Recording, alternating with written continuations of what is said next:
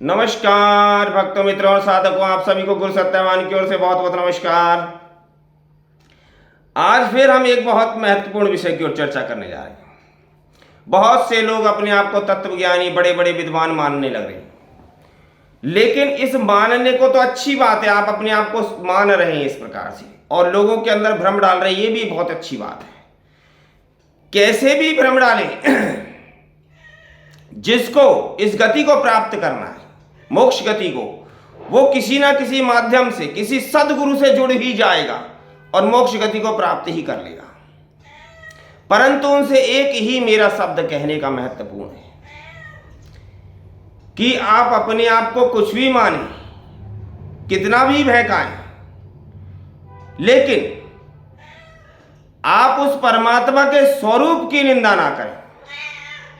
यदि आप उस परमात्मा के स्वरूप की निंदा किसी भी विधि से, किसी भी प्रकार से करते हैं, तो इसका अर्थ यह है कि आप जानबूझ के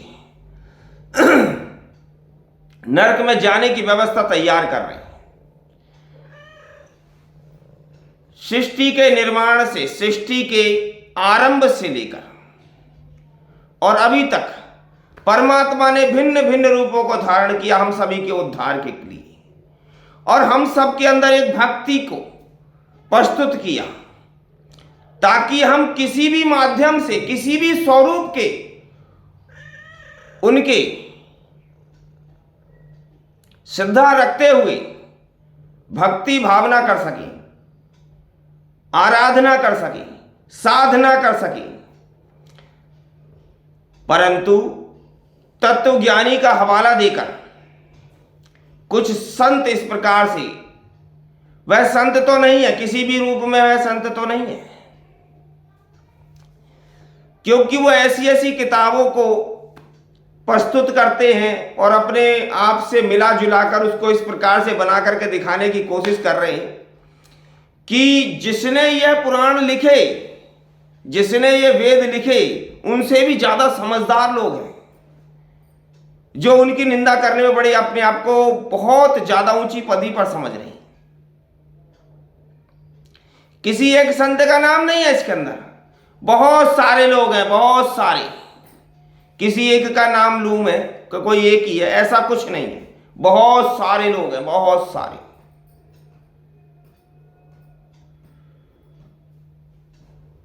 कैसे कैसे कहते, देखो बड़ा अजीब लगता है सुनने में कि जब सृष्टि का आरंभ हो रहा था, विष्णु जी शेष सैया पर लोटे हुए थे, सो रहे थे, और उनकी नाभि कमल से एक कमल निकलता है, नाभि से कमल उत्पन्न होता है और उसमें से ब्रह्मा जी पैदा हो जाते हैं। और क्या बताया कि दोनों आपस में लड़ने लगे। वो कहता है मैं तुझसे बड़ा हूं, कहता मैं तुझसे बड़ा हूं, मैं तेरा बाप हूं, कहता मैं तेरा बाप। फिर बीच में एक ज्योतिर्लिंग उत्पन्न हुआ और वह कहता है मैं तुम दोनों का बाप हूं। कथा पूरी ऐसी कैसी सुना दी, बहुत अच्छी बात है। परंतु क्या उस कथा के महत्व को, कथा के तत्व को, मूल तत्व को आप समझ पाए? काल पुरुष का बार बार हवाला देते हो, फलाना काल पुरुष है, ये सब उसकी संतान है, वो फलाना है। आपका बाप कौन है? ब्रह्मा जी सृष्टि की रचना करते हैं, समस्त सृष्टि को रचने वाले ब्रह्मा जी हैं। विष्णु जी उसके पालन करता है और रुद्रदेव उसका संहार करता है। इन तीनों कार्यों में से आप एक भी कार्य करके बताएं, उसके बाद उन परमात्मा के स्वरूपों की खूब निंदा करें, हमें बहुत स्वीकार होगा, बहुत अच्छा लगेगा आपकी बातें सुनकर। यदि एक भी कार्य आप करके दिखा दें, आप सृष्टि, दूसरी सृष्टि का निर्माण करके हमको बताएं और आप उसका पालन करके बताएं, फिर उसका संहार करके भी हमको दिखाएं, तो हम मान जाएंगे कि आप परमात्मा से भी ऊपर हैं, उनके स्वरूपों से भी ऊपर हैं, और आप निश्चित रूप से जो कह रहे हैं वही सत्य है। परंतु एक भी कर्म करके तो ऐसा दिखाएं यदि आप ऐसा एक भी कर्म करके नहीं दिखा सकते तो आपको कोई भी हक नहीं है कि आप उनकी निंदा करें, इस स्वरूप की निंदा करें। जब सारा स्वरूप परमात्मा का हम सभी के लिए एक प्रेरणा के लिए ये स्वरूप को प्रकट किया गया, तो आपको कोई भी हक नहीं बनता हमें उस स्वरूप की भक्ति करने के लिए रोक सके। ये मेरी उन सभी संतों से बार बार यही कहना है कि यदि सबसे पहले श्रद्धा उत्पन्न नहीं होगी तो साधक मनुष्य भक्ति नहीं कर सकता, और जब तक भक्ति उत्पन्न नहीं होगी तो ज्ञान उत्पन्न नहीं हो सकता, जब तक ज्ञान उत्पन्न नहीं होगा, जब तक वैराग्य उत्पन्न नहीं होगा, जब तक वैराग्य उत्पन्न नहीं होगा, जब तक मोक्ष प्राप्ति नहीं हो सकती। ये सब एक दूसरे के साथ जुड़े हुए हैं। यदि हम इसी प्रकार से संसार को भटकाते रहें तो भटकाने के लिए आपके पास बहुत सारे क्षेत्र हैं। आप किसी और क्षेत्र का सहारा लेकर लोगों के साथ में, उनकी भावनाओं के साथ में खिलवाड़ करें, उनको भिन्न भिन्न प्रकार से बहकाएं, परंतु आप एक साधु का चोला धारण करके और साधकों को, मनुष्यों को उस परम भक्ति के आनंद से रोकने की कोशिश कर रहे हैं, तो आप उनके लिए कोई बुरा नहीं कर रहे, आप स्वयं के लिए एक गड्ढा खोद रहे हैं। आप कभी भी उस परमात्मा के परम तत्व स्वरूप को प्राप्त नहीं कर सकते।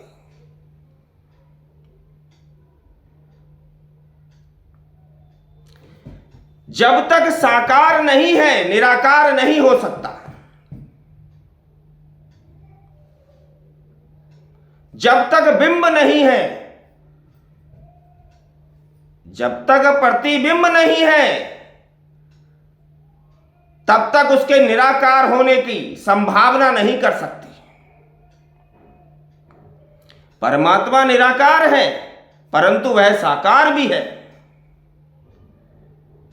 जब जब भक्तों पर भीड़ पड़ी है तब तब परमात्मा ने अपने स्वरूप से अपने स्वरूप को प्रकट किया है, हम सभी को मार्ग दिखाने के लिए। भिन्न भिन्न अवतारों में भगवान ने बहुत ज्ञान प्रकट किया। दत्तात्रेय भगवान का अवतार होता है। उन्होंने भिन्न भिन्न प्रकार के ज्ञानों का अवतरण किया सृष्टि के ऊपर, ताकि मनुष्य इस ज्ञान को पढ़ समझकर आगे की ओर बढ़ सके, मोक्ष गति को प्राप्त कर सके। बहुत सारे महान संत हुए, संत ज्ञानेश्वर हुए, वह भी परमात्मा का ही स्वरूप है। और जो उनकी निंदा करता है इस प्रकार से, वह कभी भी मूल तत्व को, कभी भी मूल ज्ञान को नहीं समझ सकता। भगवान श्री राम उत्पन्न हुए, उन्होंने मर्यादा में रहने का हम सभी को ज्ञान प्रदान किया,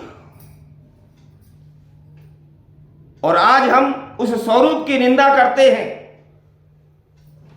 तो हम परमात्मा की ही निंदा कर रहे हैं। क्या यह सब उचित है? फिर परमात्मा ने भगवान श्री कृष्ण का रूप धारण किया। उस रूप में उन्होंने महापुस्तक हमको ज्ञान गीता प्रदान करी।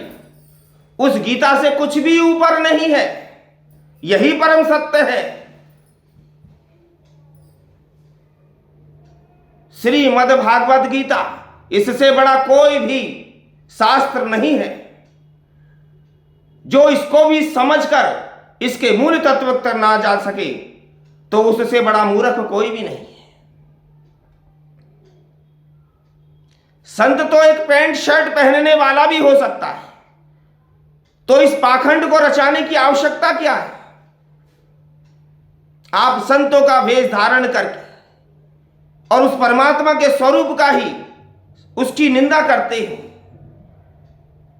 यदि आपको मूल ज्ञान ही देना है तो बिगर निंदा करे भी आप दे सकते हैं।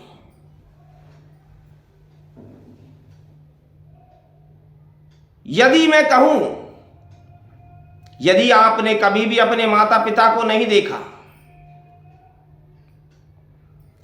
तो आप ये समझे ना, इस प्रकार की भावना ना समझे कि मेरा कोई माँ बाप ही नहीं है, मैं तो सृष्टि में अपने आप ही आ गया हूं, मैं स्वयं ही सब कुछ हूं। प्रत्येक पुष्प, प्रत्येक वृक्ष के पीछे कोई ना कोई तो बीज होता है। बिगर बीज के कोई भी वृक्ष उत्पन्न नहीं हो सकता। इसी प्रकार से इस काया का जनक तो कोई ना कोई होगा, वही परमात्मा है जो इसका जनक है। सिर्फ मेरा नहीं, आपका नहीं, जिसने संपूर्ण सृष्टि को रचा है उसका जनक तो है, जो साकार भी है और निराकार भी है।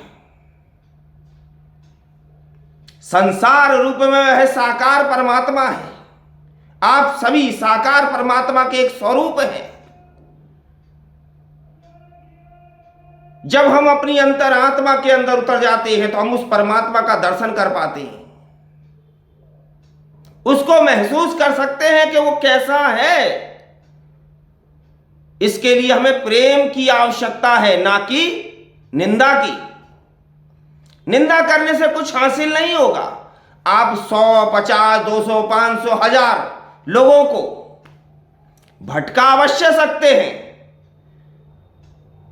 परंतु आप उनको ब्रह्म ज्ञान प्रदान नहीं कर सकते, क्योंकि जिसकी आरंभ में ही निंदा छुपी हो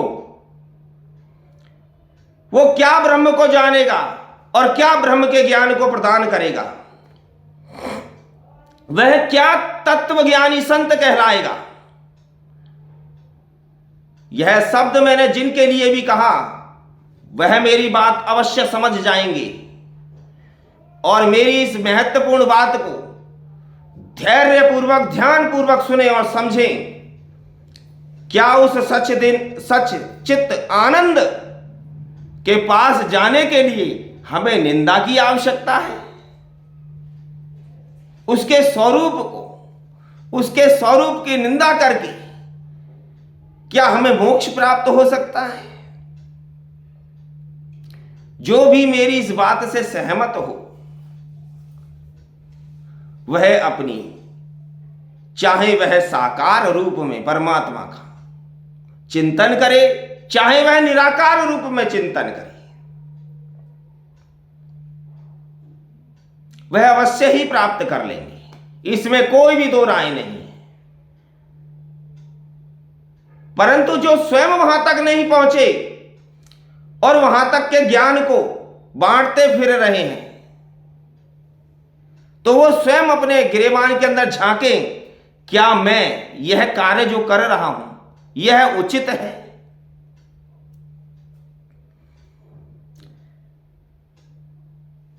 बोलने को तो बहुत कुछ है, परंतु इतनी बातों से ही उस परमात्मा के स्वरूप के ऊपर उंगली ना उठाएं, उसको समझने की चेष्टा करें, उस मूल तत्व तक जाने की चेष्टा करें। वहां तक पहुंचाने के लिए आपको सद्गुरु की आवश्यकता होगी, जो स्वयं वहां तक जाकर आ चुका है, जो उसके स्वरूप को देख चुका है, समझ चुका है, उसको अनुभव कर चुका है, वही आपको बता सकते हैं। सिर्फ पुस्तकों को पढ़ करके बोलने से नहीं होगा। यह तो एक अनुभव है, यह तो एक प्रेम की बात है।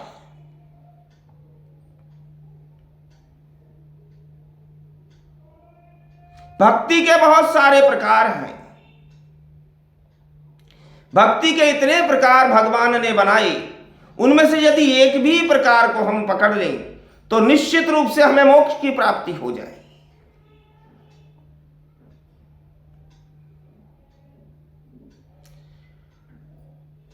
उस भक्ति के प्रकार को भगवान ने योग का नाम दिया है। कैसे कैसे योग है? प्रेम योग, अर्थात जो भगवान से प्रेम लगा लेता है, प्रीत करता है, वह परमात्मा के तत्व तक पहुंच जाता है, उनके चरणों में लीन हो जाता है, अर्थात उसका मोक्ष हो जाता है। भक्ति योग, जो भगवान के दिन रात सेवा में लगा रहता है, उसको भक्ति योग सिद्ध हो जाता है और वह भी एक दिन परमात्मा को प्राप्त करके उनके अनंत लोकों में निवास करता है, उनका हो जाता है, उसको भी मोक्ष प्राप्त हो जाता है। ज्ञान योग, ज्ञान योग के माध्यम से भी भगवान के स्वरूप का चिंतन करता हुआ उनके विषय में भिन्न भिन्न कथाओं को सुनकर उस मुख्य तत्व ज्ञान को समझ जाता है और उसको भी मोक्ष की गति प्राप्त हो जाती है।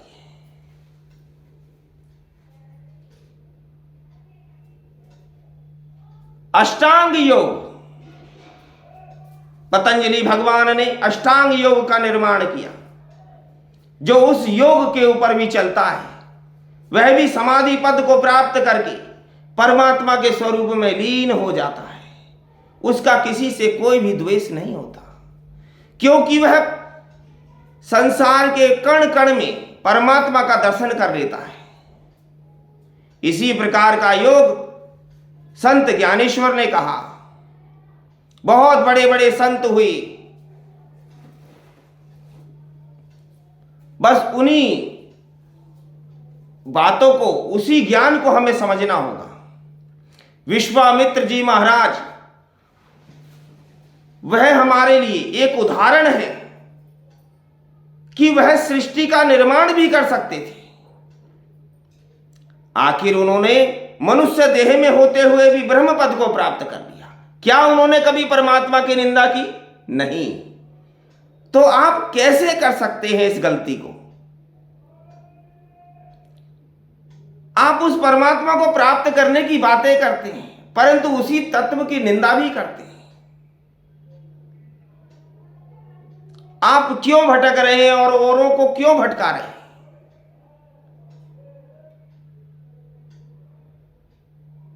तो ऐसा ना करें। साधकों के साथ, भक्तों के साथ इस प्रकार का खिलवाड़ ना करें। यदि आप उस माध्यम को नहीं जानते तो मौन रहें, यह भी आपके लिए बहुत अच्छा होगा और उन साधकों के लिए भी अच्छा होगा जो आपका अनुसरण कर रहे हैं। हो सकता है आपकी भक्ति करके ही वह परमात्मा का स्वरूप प्राप्त कर ले।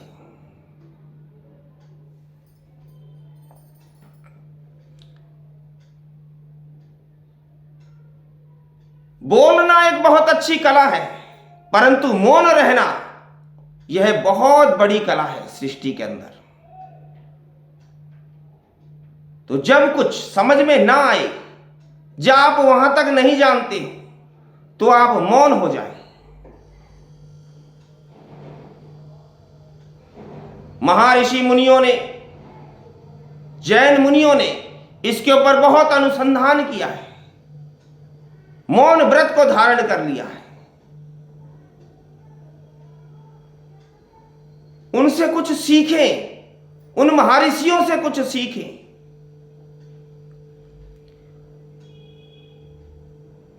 जब हम किसी भी एक माध्यम पर चलेंगे तो निश्चित रूप से हमें परमात्मा की प्राप्ति हो जाएगी।